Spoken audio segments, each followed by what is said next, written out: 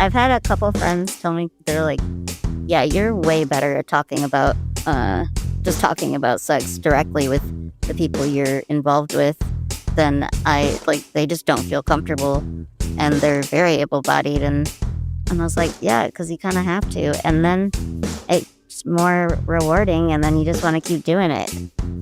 We are in this club that is, we are weird to the rest of the world. So like weirdness is like our cool factor, and like we're homies within that, right?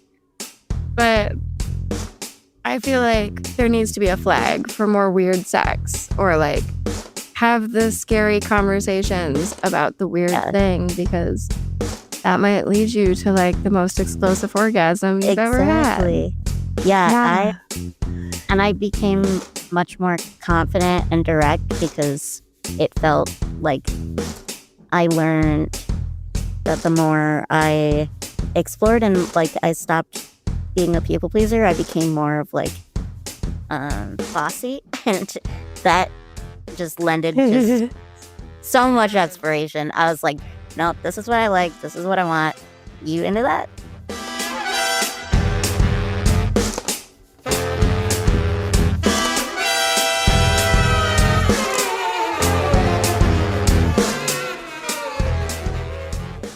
This conversation with Trista stayed with us long after we stopped talking. We talked about her book, Where Shame Dies, a collection of work on disability and sexuality. We talked about her creative vulnerability, her courage, and her zero fucks given honesty. We talked about the armor she built to protect herself from the judgments, assumptions, and harmful actions of others. We explored what it means to navigate the world carrying that armor, when it serves us, when it weighs us down, and how she works to wear it with both grace and lightness. We talked about being seen and unseen in a body that is different, about visibility, projection, and the stories people tell us before they ever know who we are. And yet, what we love most about Trista is her refusal to harden completely. She has every reason to build walls around herself, and yet beneath the armor is a tenderness, a sensuality, and a deep commitment to being fully human. She carries a kind of defiant tenderness, meeting the assumptions and limitations others place on her with two middle fingers raised, while still remaining open enough to let herself be fully seen. As fellow disabled women, we both found ourselves reveling in her presence. There's a slow sensuality that oozes from Trista, and an unapologetic way of inhabiting herself that invites the rest of us to exhale, to stop performing, to stop shrinking, to embrace every messy, beautiful, contradictory aspect of our humanness. This episode is a conversation about armor and softness, resilience and vulnerability, visibility and desire. Most of all, it's an invitation to take up space exactly as you are. Welcome back to Pleasure Bound, babe. Let's get into it.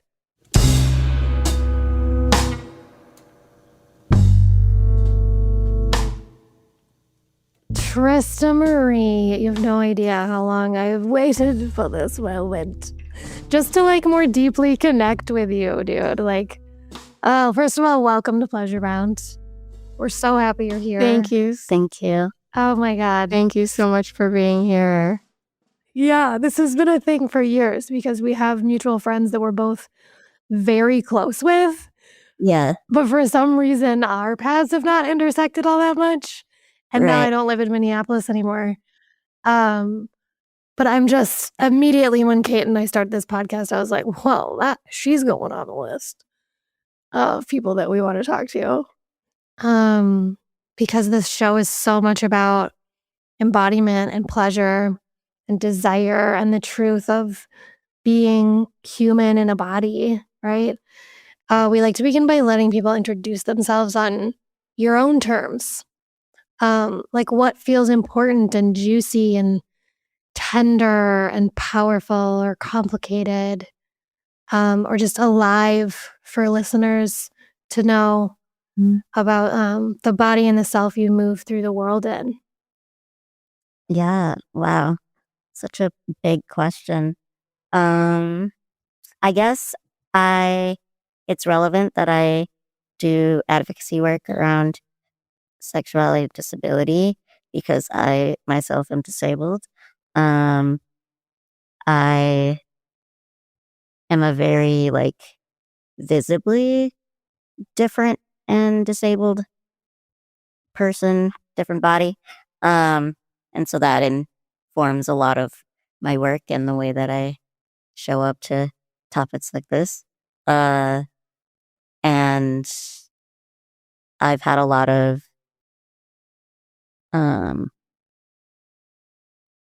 desensitization to caring what people think. So I've got a lot to say. So I have not had the pleasure of really knowing you deeply or knowing a whole lot about you.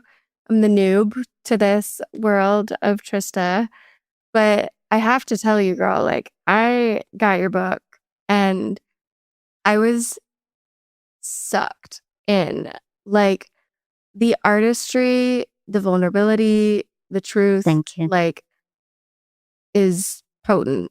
And I am so grateful to have been witness to what you produced in this. And also, I feel you on so many levels of the stories that you told. I think for clarity, can we ask what your disability is?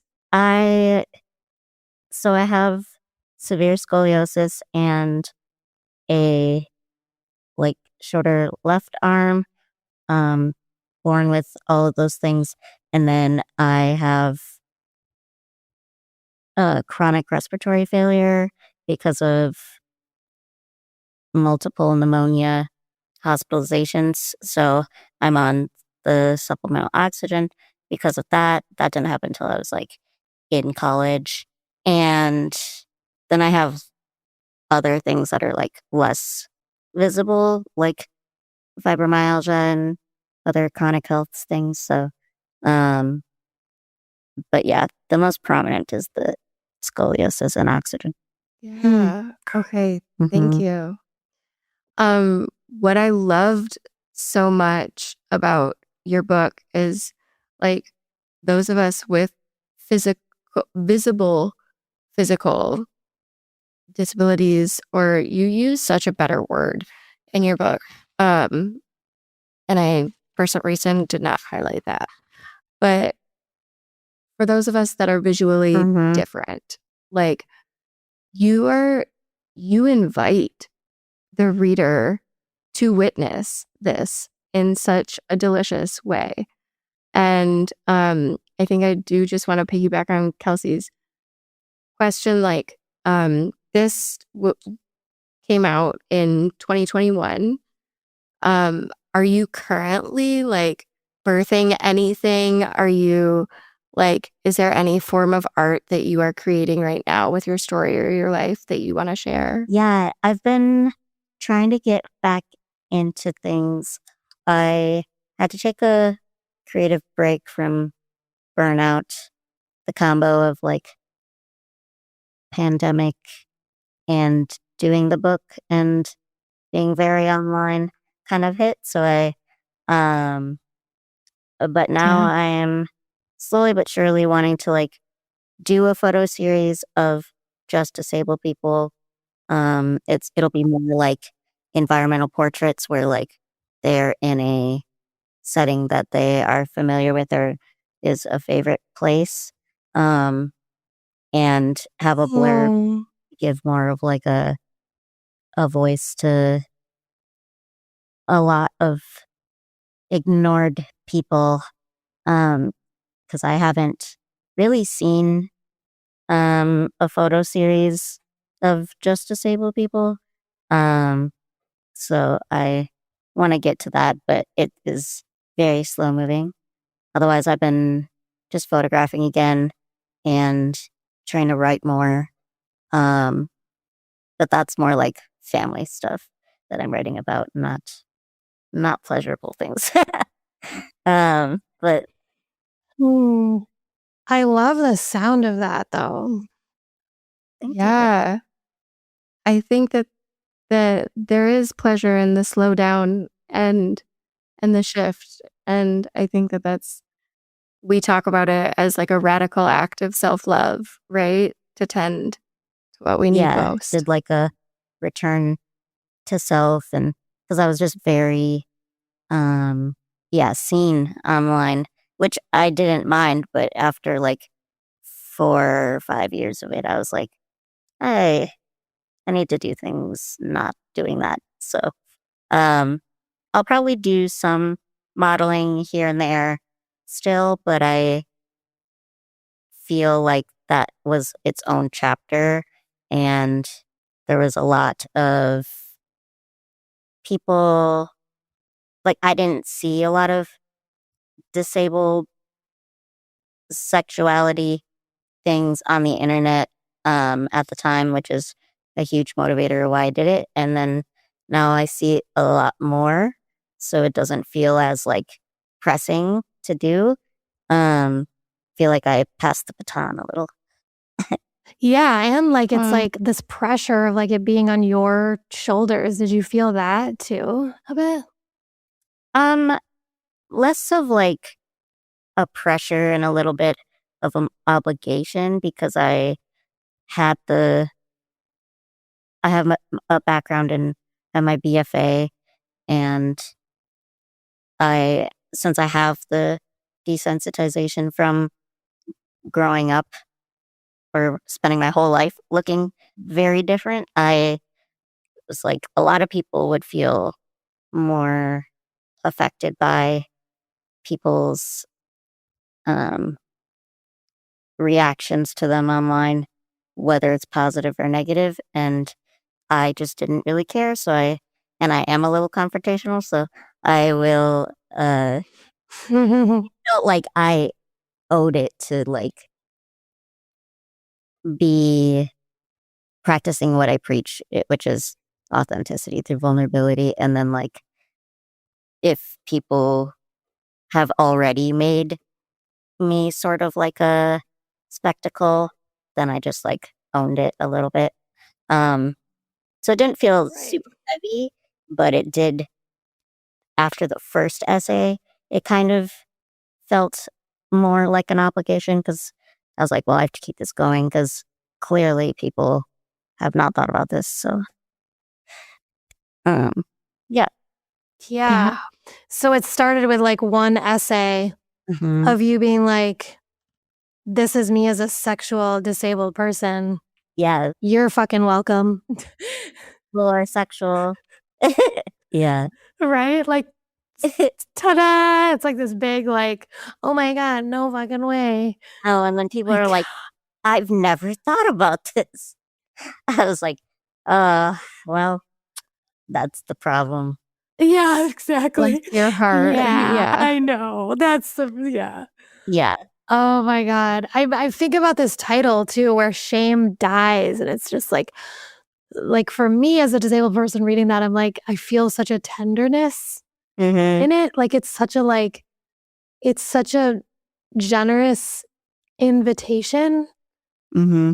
to be like, this cannot live with you. This doesn't have to be a part of your experience. Right. And it's just so raw and honest. It feels like a proclamation. Like tell me about this title and what it means to you. Yeah. The more that I wrote about it, the more I was like, this is where these things heal, with being vulnerable about these things, and um, making people confront ableism, and also just more on like a individual scale, like the actual relationships with people where there's intimacy. It's like all of those things help eradicate it. Um, and like people witnessing it, and like it spreading to become more normalized, and more understood. And it's part of the last essay, like one of the poems, like inside of the essay. Um, and so I took it from that because it's kind of just how the book ends of having a place where someone sees you entirely is where the shame will die. And just to so I just want to bring people more into your experience and where this comes from, what the shame has felt like, been like, how it got to a point where you're like, I'm going to do something about this. What did this accumulation of shame look like for you? Um, what did it feel like? And that got you to this point where you're finally like, I have to do something about this. I'm not going to this is now my resistance. Yeah. Well, it started with, in college, I started focusing on vulnerability, and that's a huge, backbone of all of my work, whether it's of other people or of myself. And I did a series of 50 people, nude, semi-nude, but very clinical, and they wrote a blurb about confidence and how they got to it. And long story short, it was like a snowball effect of realizing I needed to practice what I preach. And I started modeling a bit because that was something that made me feel a little vulnerable. Um, and then eventually the final boss was talking about disability and sexuality. And when I started to write about it, I was like, this is something that I know a lot of people don't think about. It became more and more prominent in my life that there is this thing that kind of followed me around, and it was a pattern of how people would treat me, um, even if they didn't realize it. And a lot of unlearning ableism made me really have to reckon with the idea that ableism is not my problem. It's literally everybody else's. I mean, we all have internalized ableism too, of course. But Amen. yeah, I'm like, For sure. oh, Yeah. this is a you thing. This is not growing up. I just took it as this is my thing, and I have to try to modify. Something's wrong with me. Yeah, I have to do things to make up for what's lacking. And it was not a clear, it's not like I was thinking that verbatim. It was just so absorbed.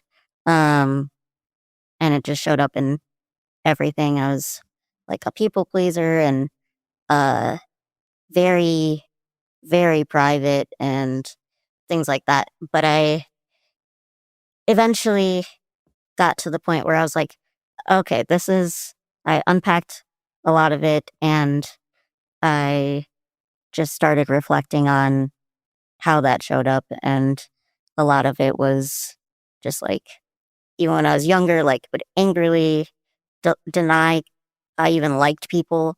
If someone was like, do you have a crush on this person? I was like, no. I'm like, you're not even allowed to try to see me in a romantic sexual context if the world won't let me. Um, and then I was like, well, that's dumb. So eventually I got out of those things. And It's so insidious though, it's just so sneaky in that way that you start to think that these are your thoughts. These are your feelings. You're the problem. You need to mold yourself to fit. And so you don't notice because it's so internalized and so sneaky until it's operating and it's the normal. Mm-hmm. And then somehow something clicks. You see something, you hear something that's like, wait a minute, maybe I'm not the problem. Yeah. And maybe I can work to not internalize this and also take all of this so fucking personally, maybe it won't hurt as much. Like you talk about that desensitization.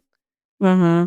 Like that is a whole classroom in and of itself that I'm just like, we're continuously in as disabled people.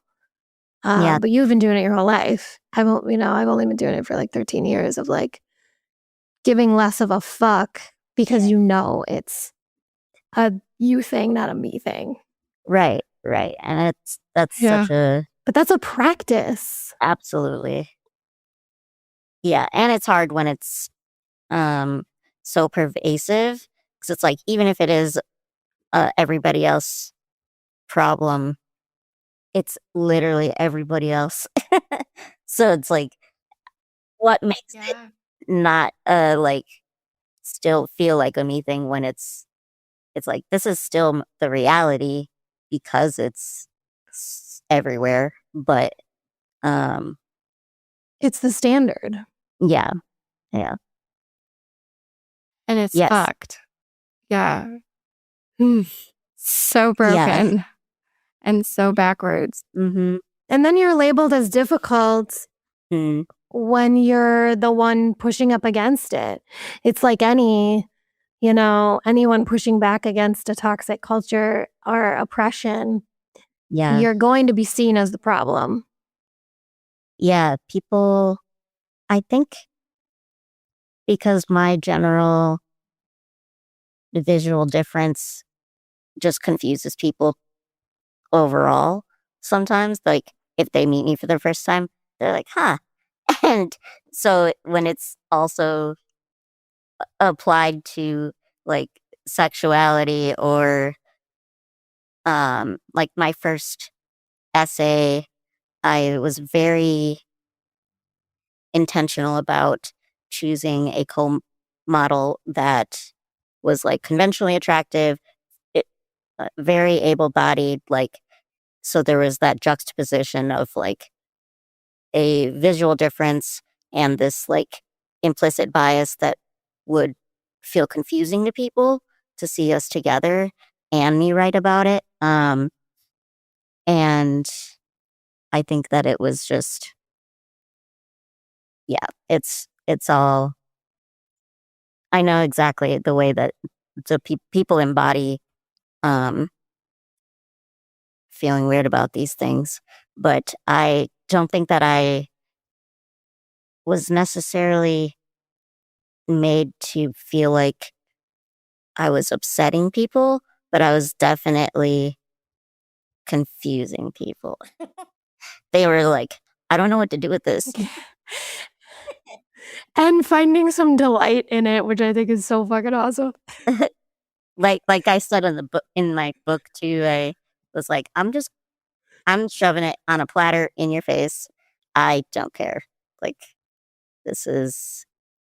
I've reached the point of processing all of this, and I'm not going to hold y'all's hands while you feel weird trying to reckon with it all. Hell too. yeah. Yes. Yeah. Yeah. Like I've felt weird my whole life, thanks. So you get to feel weird for a little bit. Have fun with that. To like witness it, so that you're welcome. Yeah. Totally. Oh my God, it's so great. I think that it's such a great redirect, and also like feels like such a reclamation and just a form of resistance. Like it is a big F you. Like, here is what sexy looks like, because you are so sexy, and there is so much emotion in all of these photos, and like the storytelling is just, it's juicy and it's raw and it's so good. Thank you.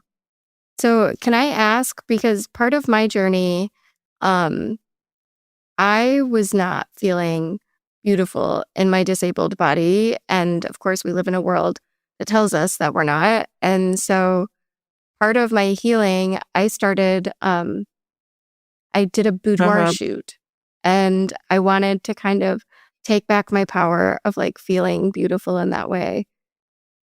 When you stepped in as a model, you spoke to the vulnerability piece of it.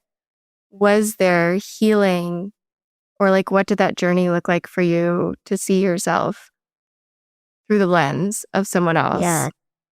as the beautiful being that you are? How layered was that? Yeah, very layered. I definitely have angles I just don't like, where I'm like, "Ugh, I don't like that photo at all." Like, as everybody does, but it's like, it's because it's like, oh, that's like very specific to disability, because it's my physical shape, but so I know the angles I like, but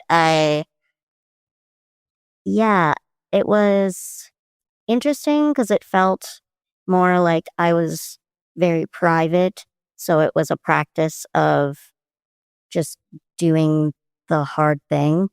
Um, and then eventually it became more actualized of like, I am modeling, uh, until I was in the blog thing for online Italian Vogue. Then I was like, oh, I guess I'm literally a model.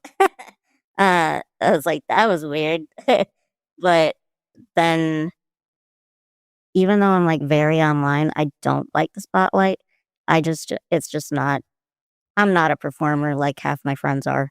I'm like, if I do like spoken word or something, I'm like, it's because my friend forced me to. Like, um, but behind a screen, it's fine.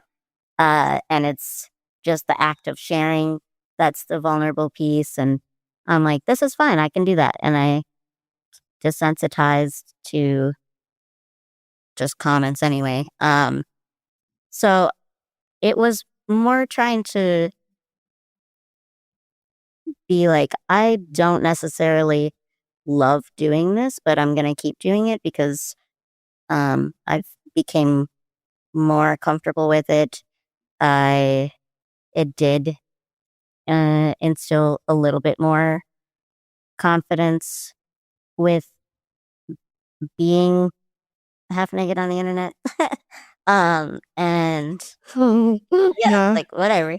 And but a lot of my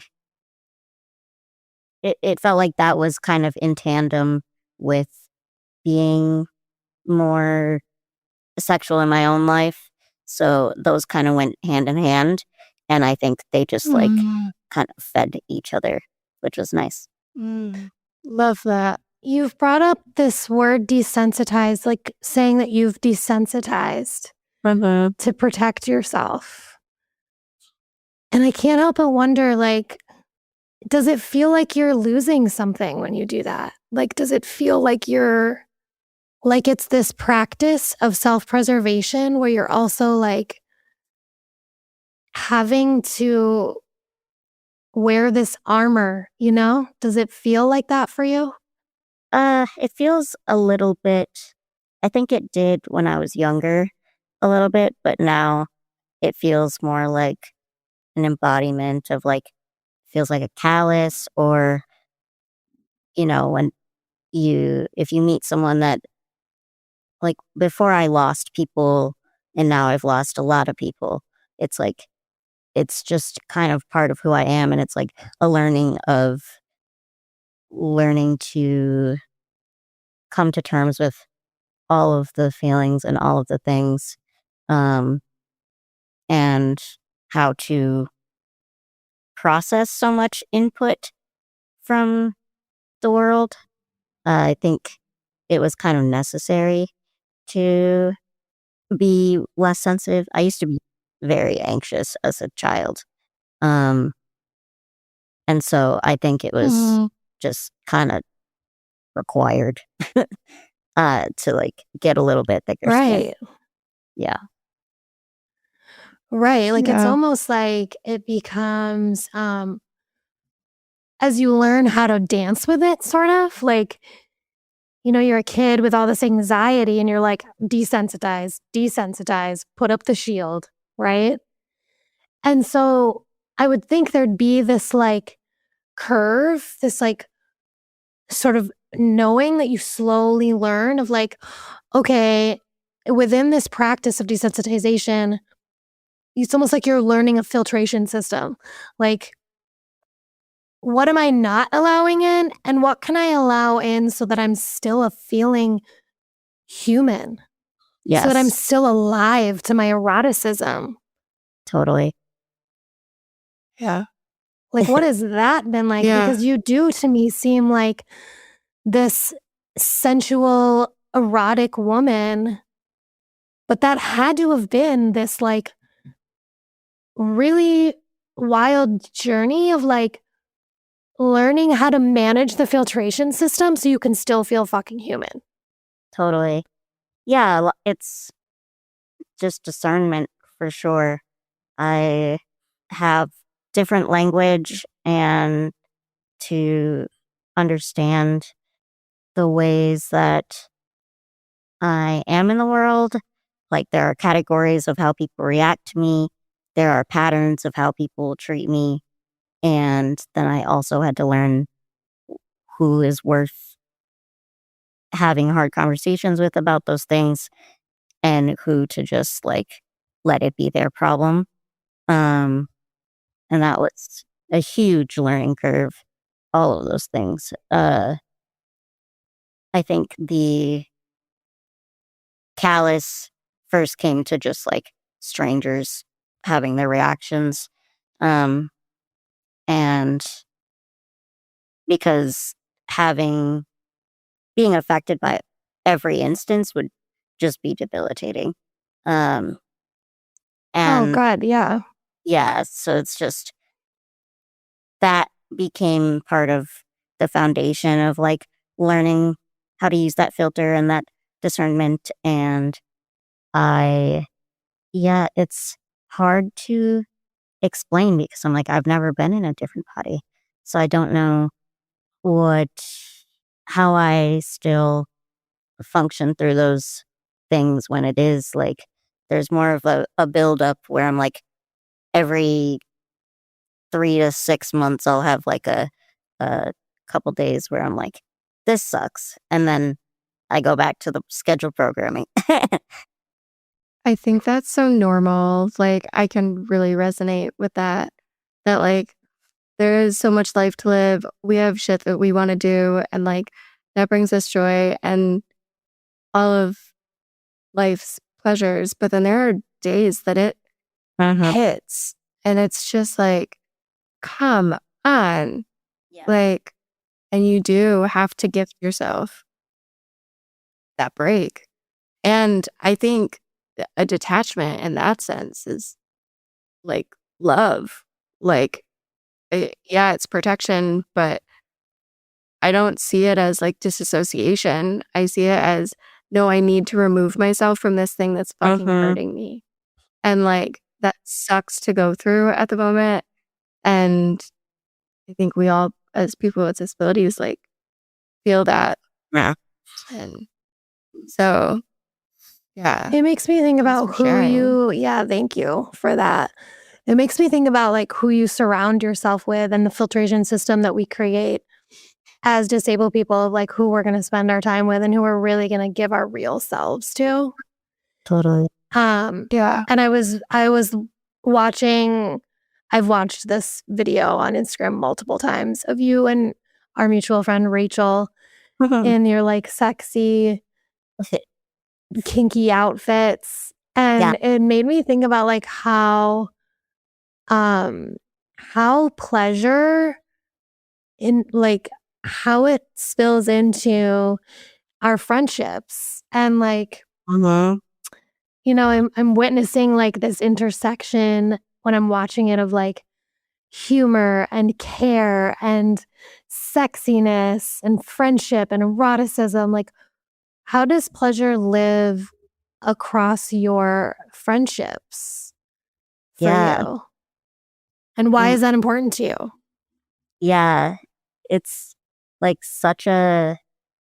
it's been such a journey. um, I for a long time I like the lines were so blurred. I more than not I've been non-monogamous and being queer, I feel like most relationships are just customizable and like collaborative. And being like in a like growing up as a woman, also just like the power of friendships and that intimacy is like huge, especially when there's so many other dynamics out there that are not as nourishing. Um, but Mm. in my in my friendships, there's been things like play parties, or like I have friends that I kiss, and I have friends that I cuddle, and um, it's sometimes it was like a trying to explore all these different things, and there's so many places to get them when people are in like a similar functioning mindset of like, this doesn't have to be an escalator thing, or it doesn't have to be weird, and you can kiss the homies, like uh Yes. yeah. Yes. It's just more people Homies need kisses too. yeah, exactly. And the more that I was emotionally vulnerable with people and let people see me, the more that I was just like more open and myself in general, because I had more of a sense of security in my while moving to the world, because there was less of a concern of losing people because I had people that I won't. Um, and that foundation led to more exploration, led to more pleasure in all categories. Um, it, yeah, I love my friends. uh, and Uh, it's nice having affectionate people, or like different levels of intimacy, whether it's uh, emotional or physical, or just like trust. How do you foster that? Like, what does that process look like to like create that? How do we do it? I don't know. I just met people that were already pretty blurred lines with friends. Um, and that kind of gave me permission to explore that. And I became more um, like relationship anarchist. I met poly people. That was huge shift. And I feel pretty flexible on like relationship structure within dating specifically, but I have told people, I'm like, I could be monogamish, but you gotta not be weird about me. Monogamish. I gotta, yeah, I guess the homies. Um, Yeah. I'm so with yeah, I'm like, you. let me kiss my friend goodbye. I think queerness also really lends itself to that, because once I embraced it more, I was like, oh, being queer is already living outside of the bounds. I feel like being disabled and being queer are very complementary um, in a lot of ways. And queerness is just so already like, we want to love everybody, and there's love is going to look different, and intimacy is going to look different, and um, than what the prescribed norms are. So it makes it already easier to just have more affectionate friendships, because that's the foundation of it, is we're just doing what we want, and we love people. Yeah. Yeah, 100%. Snaps to that. There's just like more love. We have room for more love. Thanks. exactly. There's not all Yeah. these rules that like straightness is written as. Like it's It's very confining. It can be very confining. The societal standard of straightness and monogamy and marriage and all the rules and regulations that come along with it. uh, Mm-hmm. this and that. 100%. Yeah, these are the rules. These are the unwritten rules. I don't make the Mm. rules. And I'm like, you do. You make the rules.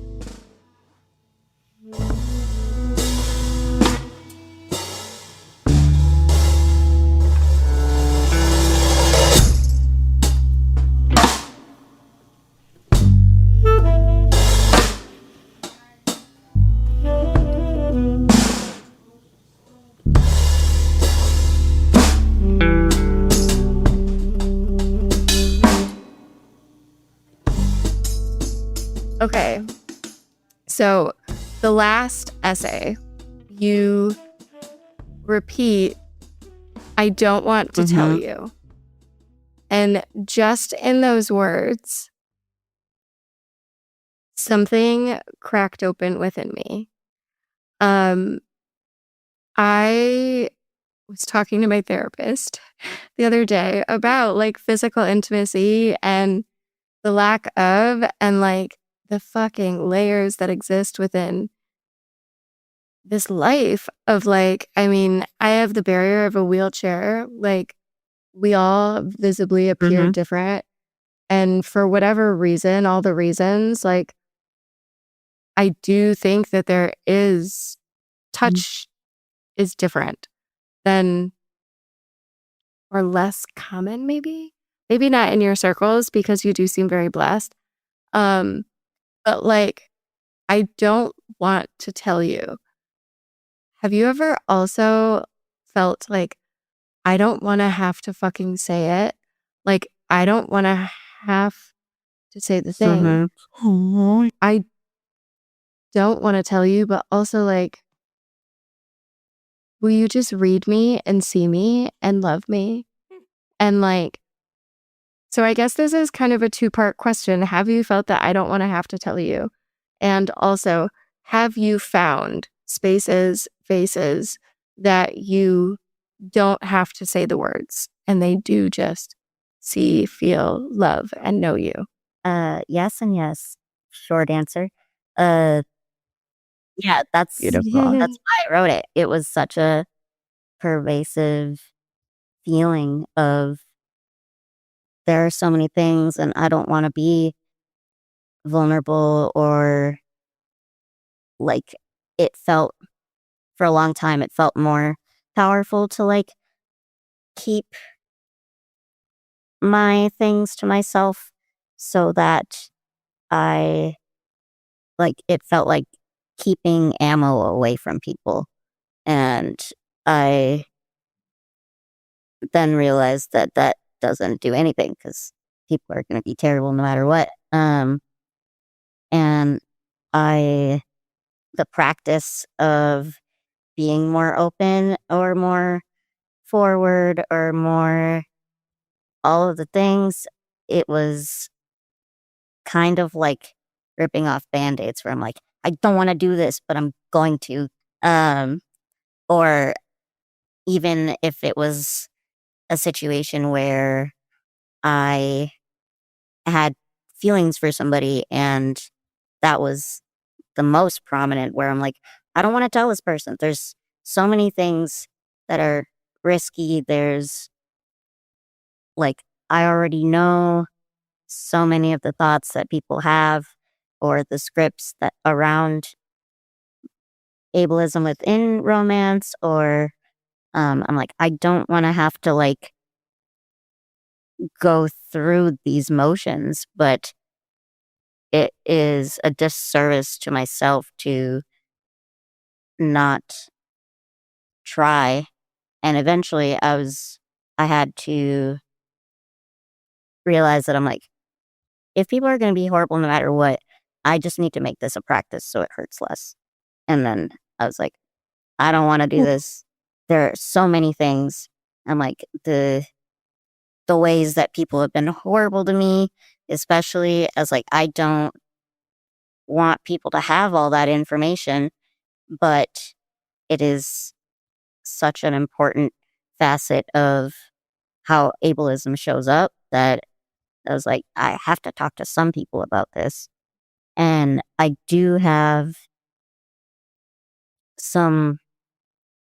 the more that I found people that saw me and I trusted and understood these things that are kind of unseen until I explain it in depth, uh, the more that I found my people that saw me. I had, it wasn't until like 2020, so I was like in the middle of ma- like compiling my book and everything, was my first apology from someone for being ableist in dating.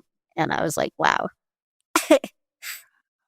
It was a game changer. And because I also was like, it was a friend who I had been uh, venting about a different situation where I was like, one of the patterns that I have is people either want sexual or romantic with me, but it's like their brain short circuits if there's both. Because it's just too much commitment to someone that is not their ideal. Um, and some of that shows up as like people being very having like a cognitive dissonance of their feelings towards me, even if like everybody around us is like, that person's in love with you. I'm like, well, tell them that because um they won't accept it or like come to terms ever because there's such a like glass ceiling with ableism.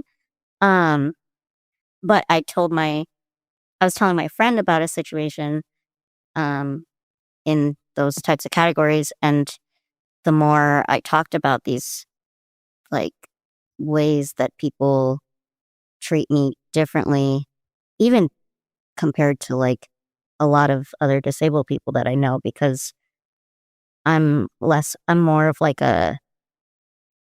um, it's hard to picture me as straight or like physically or like quote unquote normal, where for other people, sometimes it is easier for people. So then they're like, you're disabled, but it's, I'm treated more like a freak half the time. Even if people don't know or accept that's what they're doing, it's very, very subtle. Mm-hmm. So there's that, or I have people that there's sort of feelings, but it's like casual and sexual. Um, so there is a limit on like partnership because people don't see me as that option. Um, Even though there's a lot of people that are like super into me, but it's just not gonna go there. Um, but yeah, my friend, after I explained a lot of these things, they realized that they were part of the problem. And I was like, wow, thank you. And they wrote me an apology letter and letter of like explaining Mm-hmm. their understanding of the pattern and how ableism shows up in my life. And that was so healing. Wow. I think you so tastefully put it in the book. That is the dark magic of being seen but not being Hmm. seen. Mm. But yeah, Yeah. definitely have people now that like I've got to the point of like sharing those things more in depth and less cryptic like the book. Uh and yeah, they have my whole heart.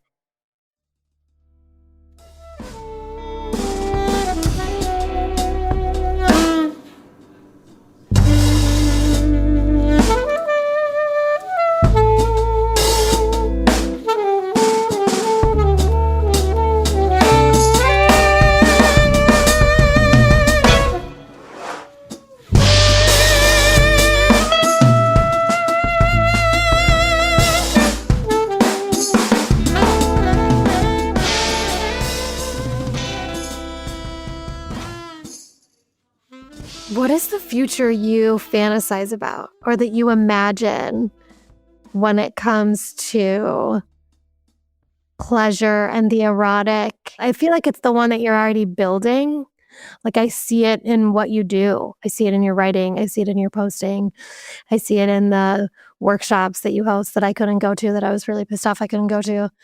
Um, um, but it's like this pleasure as resistance, this unabashed joy, this reclamation, this provocative, I don't give a fuckness. Here I am in all my delicious disabledness. Yeah. Yeah. What does that look like? What is the what are you building in your mind when you do that? Yeah. More freedom to be sexual for disabled people. Just like it to be a thing that is on people's mind. Like these people are options. They're hot. They want the similar things I want. And because I feel like we're just so far away from ableism ever being like not one of the most prominent issues in our society. So that's why a lot of my work is just being visible so that it kind of pushes back on that.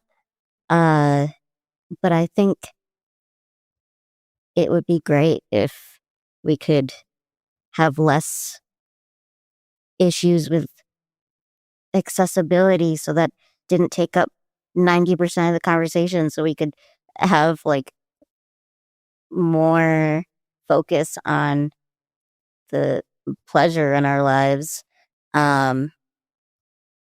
And even though like it is obviously a topic for many, many people, I just feel like I wish we could have more spaces where it was just less of a glass ceiling. Yeah.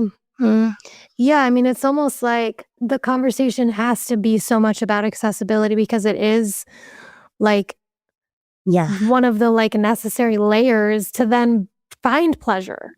Like right, if I can't even access this space or that space or this world or that world or this experience, I right, can't access joy and pleasure.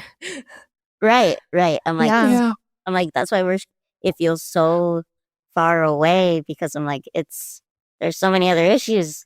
And we need to fix those things to be able to get to the juicy bits of our lives as like a overall group. But yeah, I would Yeah. love more people kissing the homies, more affection. People kissing the crip homies. Yeah. Yes. Crip love. Just more, less of a standoffishness and more of a warmth. Because that alone will foster a lot of erotic things. Yeah. Erotic aliveness. Mm-hmm. Yeah. Yeah, this like tear down of barriers, self-imposed barriers, societally imposed barriers between quote unquote us and them. Yeah. Yeah. Mm. Yeah. Even though so many of Thank them you. are us and they don't accept that. But Right. Exactly. Like what is this us and you shit? yeah. I think that's actually like the perfect segue to my final question, if I Yes. may. May I quote a phrase stanza in Yes. your book? Yeah. Okay. So this is from the last essay. You close by saying, "You'll be able to find me surrounding, intertwining, bleeding colors with others, despite true symbiotic osmosis being a rare gold, despite the promises of implicit bias wounds. I'll still always be a person that spreads a steady stream of warmth everywhere it can reach. My blood is infused with a genetic predisposition to love humans despite countless afflictions.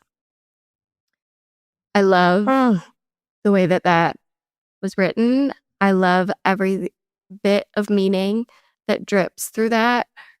And my question, some of which you just answered with Kelsey, but I'm going to ask it again, is do you believe that humans are evolving towards a greater capacity to love, understanding, and or acceptance? Or do you think that there will always be some form of outsider that will have to prove their worth?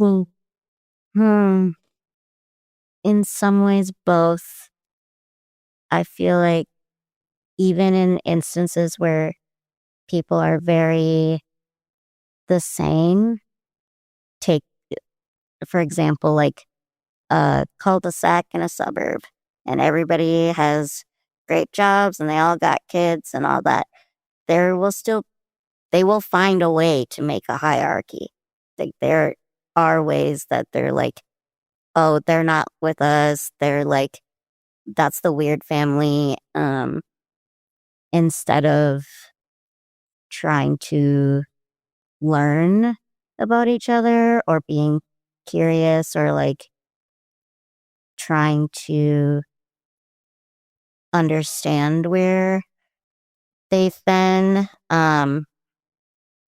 And if that is like even just a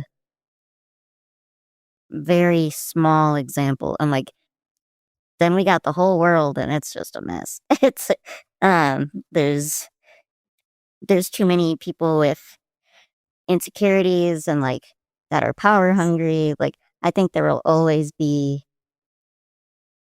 people. I think it's very human nature to be like, I need a hierarchy so I feel good about myself. And then that means there will always be the bullies. There will always be the people that are um, trying to make it so they feel like they're the best. And to do that, they have to point out who's the worst or who is lacking but I think that we are moving towards a place of unlearning a lot of prescribed rules or norms that we don't need. And that makes a greater capacity to love people and love each other and be more accepting of those differences because we're like, wait, all this is made up. Like this is we don't need this, we don't need that. There's like it shows itself even in the like more acceptance of trans people, queer people. Um it has definitely improved. But then there's always going to be people that backslide and want to cling to like having that hierarchy or making people othered so that they keep the power that they have. Um, but I think we have come to a point of like, there are so many other bigger problems like climate change and whatever else that we're like, wait, none of this matters. We need to just like take care of each other and um, people are just people. Kiss the homies. Kiss the homies. Yeah. Yeah. I have a question for you. Yeah. What, from doing this series, is there anything that you've learned about yourself? Shit.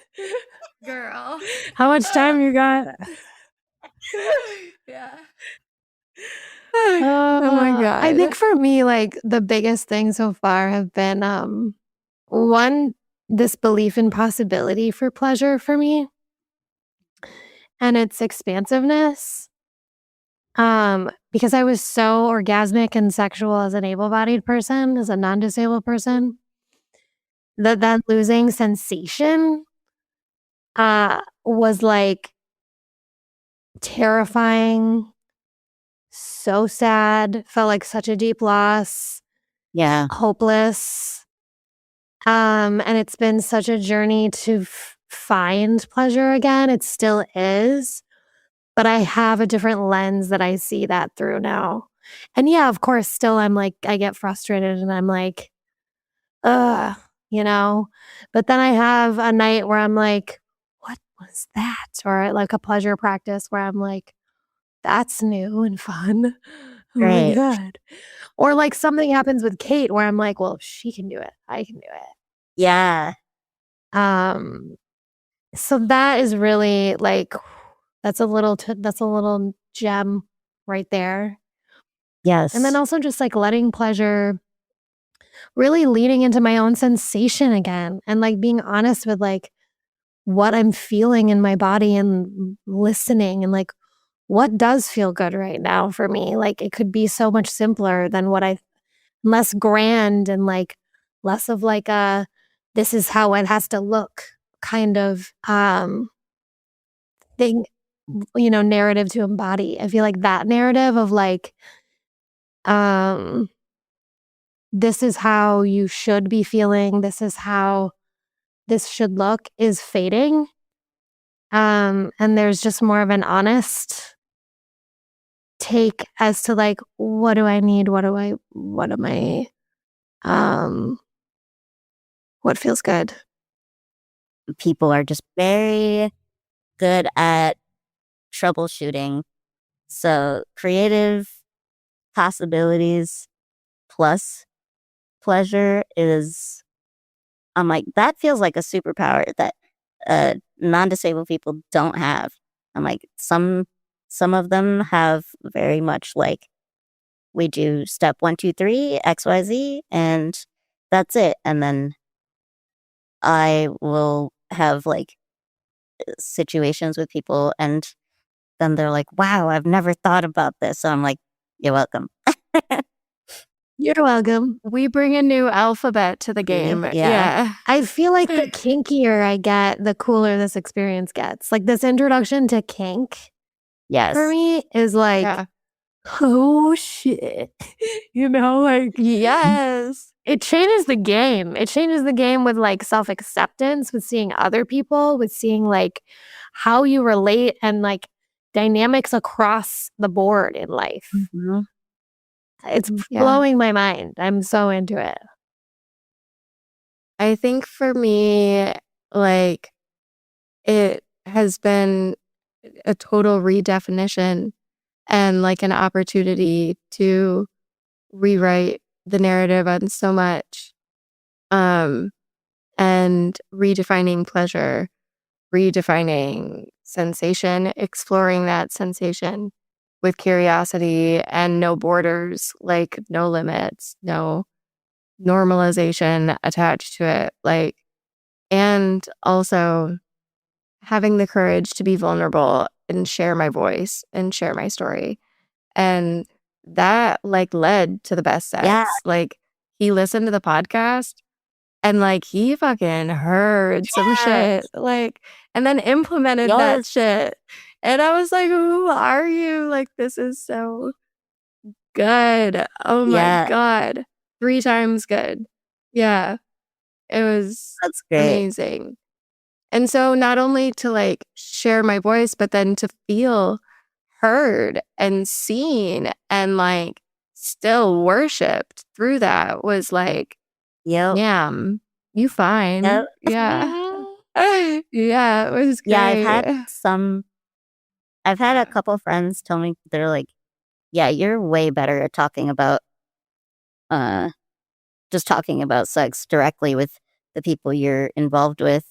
Um then I like, they just don't feel comfortable, and they're very able-bodied, and um And I was like, yeah, because you kind of have to. And then it's more rewarding, and then you just want to keep doing it. We are in this club we are weird to the Right. rest of the world. So like weirdness is like our cool factor. And like we're homies within Yeah. that, right? But I feel like there needs to be a flag for more weird sex, or like have the scary conversations about the weird Yeah. thing, because that might lead you to like the most explosive orgasm you've ever had. Exactly. Yeah. Yeah. I became much more confident and direct because it felt like I learned that the more I explored and like I stopped being a people pleaser, I became more of like bossy, and that just lended just so much inspiration. I was like, nope, this is what I like, this is what I want. You into that? Cool. Yeah. Yes. So do it more. It's queen Yeah. status. Yeah. Like letting Yeah. your bossiness be fucking hot and empowering and what it is. You Yeah. know? It's not, it's like Dom that Yeah. shit. delicious bossiness. Mm-hmm. Yeah. Oh, Trista. Thank We're you. so grateful you came on this show with us. And I'm just like, it's been a long time coming for me, feeling like I get to really sit down and connect with you. And I'm just so grateful to have your voice and your artistry and your gorgeousness all up in here. Thank you so much. I loved this, Trista. So Thank much. you so much. Thank you. Thank you. Thank you. Yeah, we need to hang out. Seriously. Thank you. We're gonna hang out. Wait, I want to crash the Okay, party. great. Please do.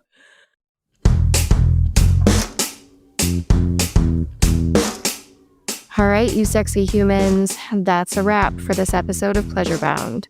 Go forth, be tender with yourself, and push your edges a little. If you liked what you heard, subscribe, share, or leave us a review so more humans can get a taste of this messy, magical journey. And if you want to go deeper, join our Substack for all the extra goodies that are waiting for you. We'll see you there, always learning to feel more alive.